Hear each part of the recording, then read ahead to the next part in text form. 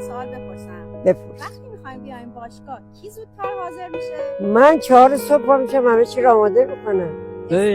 ببخشید من پا میشم نمازم میخونم، دوره سر میذارم پایین، دوباره میخوابه. بوق برفا بوق برفا.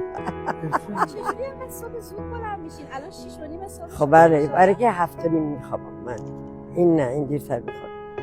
شبا خیلی زود. آره خوابمو تنظیم میکنم. آره به این قشنگی رو میزنید. قربونتون برم. همه زندگی اگه نظم نباشه خراب میشه. الان ببینید دیگه من سنم بالاست دیگه، همه کارا رو ایشون میکنه. من جای 5 دقیقه باشه کار قدرت ندارم، قدرت نمیذاره.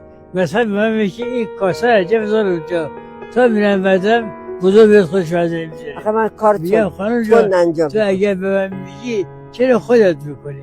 میگه تو دلم نمیاد. به نظرتون کدومتون همدیگر رو بیشتر دوست دارین؟ کی کیو بیشتر دوست داره؟ چی میگه؟ کدوم یکی هم دیگر بیشتر دوست داری؟ من؟ شما بیشتر دوست دارین؟ نه وقتی احتیاج داره بیشتر دوست داری. خوبه آقا سبیت گفتم.